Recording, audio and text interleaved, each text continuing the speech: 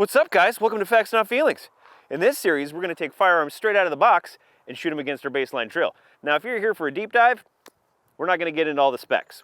We'll cover them a little bit, but this is a performance-based Facts and Not Feelings review. Let's get after it.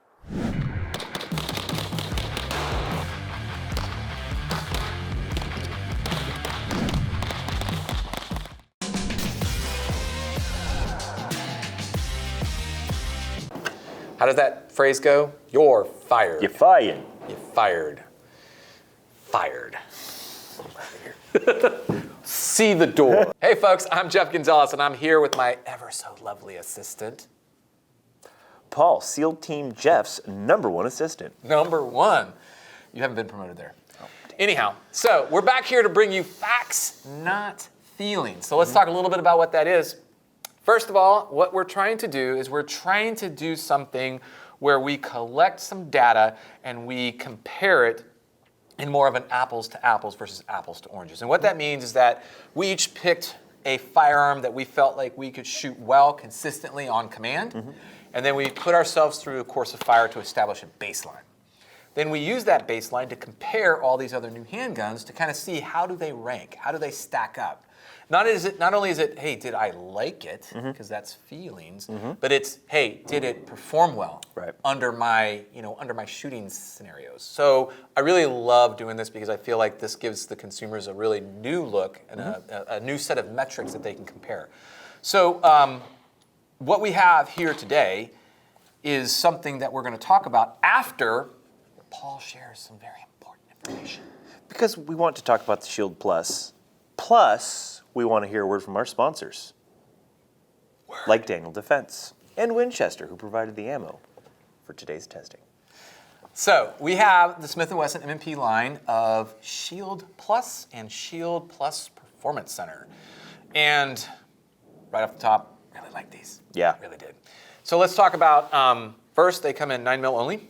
And the price point we had on the low end for the base model, about $530-ish. I think it's $553, and I saw them online, sub $500, $499. Pretty fantastic price point. Yeah, honestly. I'm actually very happy with that. The other thing that we see here is at least the base model is like right on par for the micro compacts. Yeah. Size, weight, barrel length, the whole ball of wax. You know, magazine capacity 913 for 1013. Sorry, 1013. My bad. I don't know where 9 came from. 1013. So what we're looking at is we're looking at a micro compact pistol that is able to go head to head with a lot of these other micros that we've seen, and it kind of blew them out of the water. Yeah, no, they performed very well. Yeah, I'm very happy, very happy. The one thing that we also learned is that the optic ready option is available for both of them. Yes. Yeah. Yep. Couldn't remember that, but yes, they're available for both of them, so that is an option should you want to go down that road. And I think one of the things that really lended itself to these guys doing so well was that upgraded, enhanced fire control, i.e. the trigger. Trigger's drastically better. For sure. If you've been playing with the M&P line from the beginning, this is huge. Yeah. If you're already someone who carries an M&P Shield, like this is a brand new one, it's going to work in most holsters that you already have for your Shield. So compatibility with your existing equipment is a plus. It's a big plus. So, you know, that's the specs in a nutshell. Let's talk about performance. And the first thing for me is something we already hit on, which was that trigger. That trigger just really was. First, it's a flat face trigger, which I'm a big fan of. I really, really like that. That take up and that reset, crisp, clean, very easy to feel. I mean, you know, there was even a difference between the Performance Center and just the standard base model. Even though they're both flat face triggers and a big improvement over everything else, that Performance Center trigger was pretty slick. That reset is, I'll tell you what. Now, they're both fantastic triggers, and you know, right away we didn't notice it, but yeah, it's definitely an upgrade. But I wouldn't be concerned that you have to get this trigger, because this trigger right out the box, the base model is great. Fantastic job. Now another thing too, you know, these are ideally designed as carry guns, and I think this was some user-provided feedback on the kind of softening of the grip texture. Yeah, the grip, it's a little bit. It's a lot nicer in my opinion now. Definitely. It's The previous gen like we have here, I mean, this is going to take off some skin. It's that's really like aggressive chest. Yeah. Right on your softies. We had two different models to play with here. We had the Plus with the Performance Center, and then we had just the base model Plus. And the base model had just your standard 3-dot sights, which I'm not a big fan of. I don't like them that much. But I really liked shooting this gun with them. I did not like these sights on the Performance Center. Which is funny because I did. Yeah. And I mean, they glow. And it was bright out. But I will say, like, it didn't bother me. Like, I thought it would. Yeah. That was the thing for me. It was a little bit too stimulating, and especially with the rears. Like maybe if I were to kind of like use a Sharpie marker and color in those slots to kind of dull it a little bit, and kind of highlight maybe more of the green. But those red were just as bright as the green, even though they were different colors. No, these things they're a little bit too much. Or just change those out and remove them completely and just have the fiber optic in the front only. Then I might be in for that. They are very glowy. So I kind of was like, not liking these 3-dot sights because I historically don't like them, but for some reason, these things performed pretty decent for me compared to some of the other 3-dots that I've shot, especially in this fact, not feelings kind of segments. But here's the thing that really blew me out of the water. Recoil control.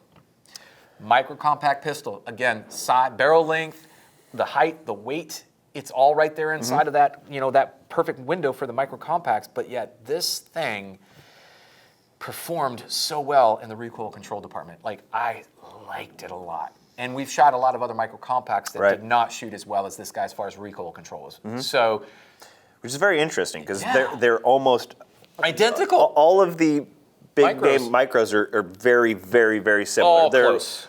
An ounce or two different, not even an ounce, like a tenth of an inch or a hundredth of an ounce or whatever you want to call it. They're almost all identical in size and weight, and yet this thing just some magic on this bad boy is making it much more controllable. Maybe Julie kind of gave us some of her mojo. She sent it. Maybe they kind of passed through her state or something, and we got her mojo on this. One of the things that you already hit on was the existing compatibility, which I thought was brilliant because you already have a huge segment of fans and loyal customers, and now you have provided them with an upgraded make and model that easily fits into all the equipment that they have. Brilliant idea. Huge props to them for that. Right. I think that because that's sometimes that's hard because you want to try to improve upon something. And yes, there's time and a place for that. But in this case, what they improved upon was what needed to be improved upon, mainly that fire control system. And they left kind of everything alone. The grip texture they softened, but that really doesn't have much to do with the compatibility. So everything else, the dimensions kind of like were nice. So that's a huge prop to them. I was very happy with that. Very happy. Let's go ahead and go into our summary. Okay. Now, so everybody knows that our summary is based around a 1 to 3 point scale, but we kind of did something a little different this time. Yep. A little different. Well, I did, because I make the rules, Paul. Anyhow. Just the assistant. So on the price point, because we saw some pricing for these guys below $500, $499, I went ahead and gave it a 3+. Oof. 3+. I'm not allowed to give it a plus, so I'm going to give it a 3. Well, you could give it a plus if you truly felt like it was a plus. I'm going to give it a 3 and a asterisk as a multiplier. No, I won't let that happen. No. Right. It's plus or nothing. All right, plus. What about performance? What do we want to grade it So on the as performance, I wanted to give this a higher score than what it did, but I kept it at that 2.5 level because I want there to be room for improvement. I want there to be, let's keep working with this and let's see if we can get it to a 3. I'm really happy with where I'm at right now, but then I'm not happy overall. I want to be better. I want to see if I can get better with that. So I want to leave a little room for improvement. For improvement there. And come back to it. Yeah. Gotcha. What'd you get? I want to give it a 3, but because maybe I'm a bad shooter, I have to go with the 2. I mean, the score has to reflect it, right? Yeah. The point of this is, not your feelings, it's not my feelings. Exactly. I'm giving it a 2. I shot it well. I just didn't, truthfully, make the shots I wanted to. Allow me to restate something. If we are going to adhere to that, hey, my performance improved, then I would have to give this a 3. Yep. instead of the 2.5. Even though I want there to be room for improvement, honestly, after you kind of made that comment, you're absolutely right. This thing killed it for me. I should give it. It deserves a 3, so we're going to give it a 3. Boom. Changing my score. All right, let's move on to features. Features. Yeah. What do you think? I'm going to say 2.5. Okay. Base model, while, not as many, doodads, bells and whistles, you still can't get the optic cut. It has the loaded chamber indicator. It works with pre-existing gear. So 2.5 for me. Yeah. I mean, I gave it a 2 because it simply comes out of the box without any fanfare. It's just, it is with the magazines, simple, easy at that price point. Sometimes, that higher feature rich doesn't always mean good. Doesn't always mean better. I'm happy with this because from a consumer, because sometimes all those extra bells and whistles also equate to a higher price. And in this case, they give you exactly what you needed and nothing more. So I like that. I gave it a 2. So my overall score was a 7. Actually, no. No, it's an 8 plus. It's an 8.5 plus. Oh. 8.5 plus.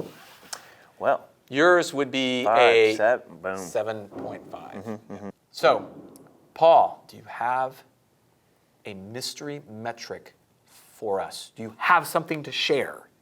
I'm going to give it 6.5 seals of Paul's approval. All right. Thank you, Paul. I award you no points, and may God have mercy on your soul. 6.5 seals of approval. Fair enough. How many seals do you give it? Just 1. All right, so now that we have that mystery metric out, do you have anything of importance to say? Oh, I guess maybe you want some fly gear like this from Vortex. Maybe some fly gear like that. 20% off with code ARFCOM. Nice, pretty cool.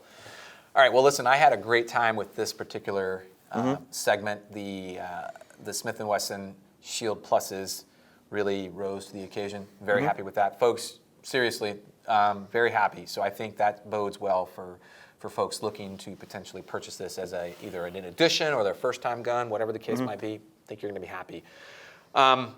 I have no more nuggets of knowledge to dispense at this moment, so I'm going to turn it over to you, but not. All right, folks, I'm Jeff Gonzalez. Thanks again for tuning in to our Facts Not Feelings, and until then, stay safe. I'm quitting as his assistant. You're fired. This is ridiculous. Fired.